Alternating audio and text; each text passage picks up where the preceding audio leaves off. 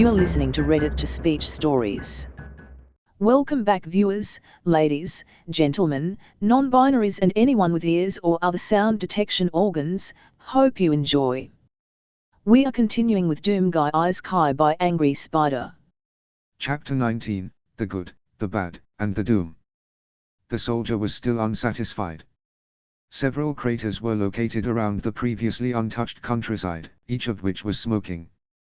During the hilariously unbalanced fight with the bandits, the soldier had discovered that soul armaments really just meant that anything he used to attack would light on fire. He was pretty sure that it meant a lot more than that, but Handyman wasn't around to explain it, so he could hardly confirm that theory. At any rate, the bandits were toast of several different flavors. Most of them were in different places, with their various body parts either dispersed unevenly or disintegrated entirely. ELD and Isabel were both eating the same victim, an expression of bliss on their fluffy faces. Alice was examining the head of the bandits' former leader, a strange expression in her eyes. Noticing him, she flushed slightly and explained, "Sorry. It's just, a month ago, I would have been freaking out at the first sign of blood. Now I'm holding someone's decapitated head.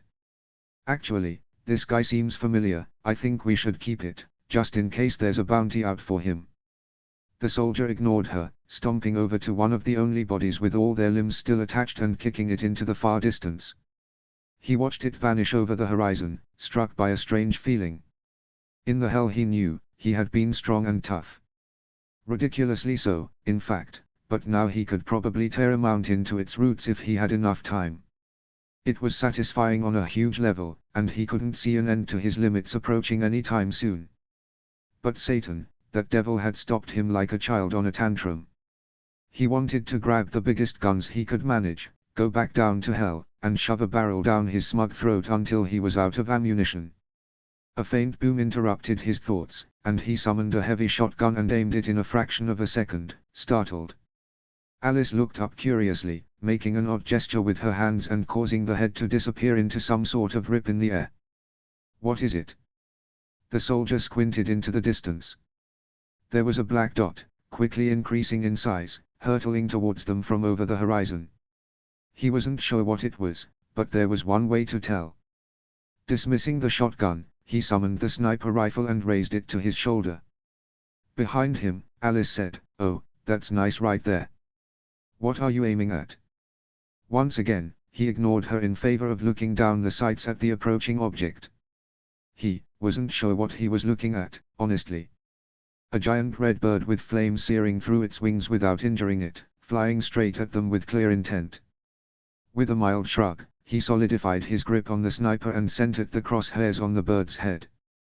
Without a second's hesitation, he pulled the trigger. The sniper kicked, and Alice jumped to her feet. "Whoa, Doom, what is it?" Staring off at the area he was aiming at, she put a hand over her eyes, and then her jaw dropped. "Oh. Oh, crap, oh bull crap with super crap mixed in and ultra crap drizzled lightly over the top, we are in so much trouble." The soldier glanced at her. What was the problem? It had just been a bird. A large one, albeit, but a bird nonetheless. Mere moments later, the bird in question slammed into the ground, digging a trench as it slid to a stop about 60 feet away from them. The soldier blinked. Instead of a gunshot through its head, its eyes were simply covered by two large black X's. A second after it paused, a person's head rose from its plumage. The young man wore tough-looking leather armor, and his short, straight black hair draped over his perpetually squinty eyes. Lightly jumping off of the bird's back, he examined it carefully. Yeah, it's going to take a while to recover from this. I take it you guys are the source of all this havoc. It's a bit violent, don't you think?" Looking around, the soldier nearly jumped out of his armor. Instead of the satisfying carnage he'd wreaked, there were large blotches of fuzzy space covering the innards of the bandits, leaving only the bloodstains and panicked expressions of their previously alive bodies easily visible. It was almost as if something was censoring the damage. Swiveling back to the odd person, the soldier raised a shotgun from nowhere and promptly blasted him in the chest. With an oof of displaced air, the young man was literally hurled over the bird he'd been riding.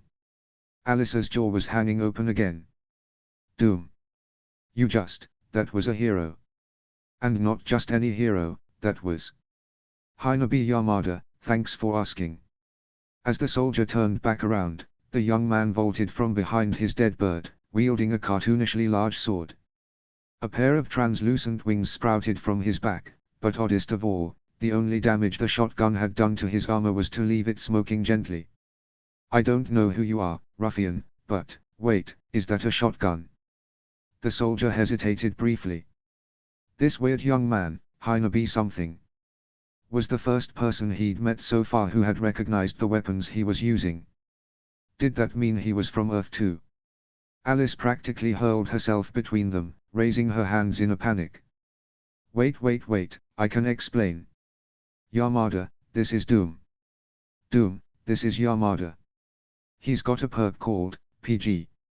It's what's causing the dead guys to look like that. Yamada, these guys were bandits. Doom was just taking care of them. The wings vanished as Yamada made the sword disappear, walking towards Alice with a goofy smile. Alice of Court. I've been looking all over Trackett for you. Your father is worried sick. Alice winced visibly. Yeah, I'm sure that's what he told you.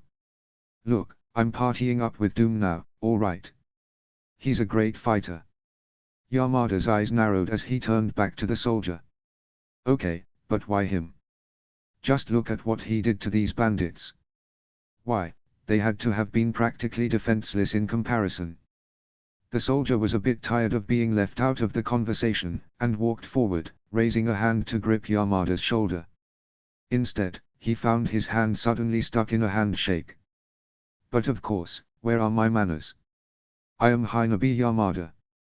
I used to be an ordinary Japanese high schooler when I pushed my crush out of the way of a grocery truck and died in the process. When I woke up, I was here, and found that this world was in dire need of a hero to defeat the Demon King.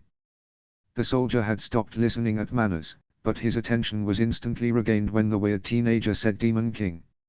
Seizing him by the shoulders, the soldier squeezed, and Yamada grinned widely. Wow, you've got quite the grip. You must have been doing some serious power leveling.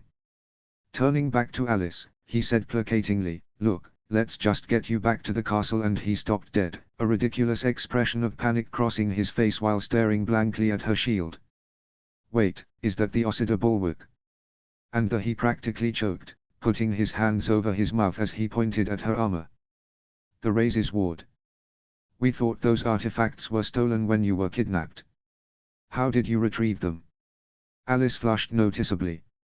I may have stolen them. His eyes widened to the size of golf balls. You stole them. Those are worth several million gold at least. You've got to take those off right now so we can clean them. A complicated expression crossed Alice's face. About that.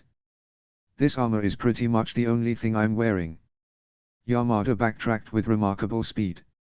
Never mind, we can wait until we get you to the nearest inn. How have you survived? We heard reports that you were met by a famous demon summoner. Once again, the soldier's attention was seized by the term, and Alice was suddenly in the unusual predicament of having two remarkably powerful individuals staring at her. Okay, look, I wanted to get away, alright. I heard hell didn't have any people or politics in it, so I... Yamada interrupted her, jumping away in shock. Hell. You've spent the past 2 weeks in hell. She shrugged awkwardly. I mean, like a week of that was trying to get the summoner to send me to hell, so it was more like a week and a half. He waved it away frantically. That's not the point. The point is... The soldier was finally done with this completely overblown teenager, and with all the strength he could muster, he backhanded Yamada in the face. It was extremely unfortunate for Yamada that he chose to take a step forward at that exact moment, and he did a full triple backflip before slamming into the ground, utterly knocked out. Alice stared at Yamada with an expression of shock, and looked up to the soldier, and then back to Yamada. You just, he. She groaned loudly, dragging a hand across her face. We are in so much trouble. The soldier didn't mind that, so long as Yamada was shut up. End of chapter. If you enjoyed, like, subscribe, Click the bell so you don't miss any episode and do all the other YouTube stuff. Visit and support the author, all the relevant links are in the doobly-doo, and comment your opinions, good or bad. And I'll see you next time. And as usual, have a wonderful day.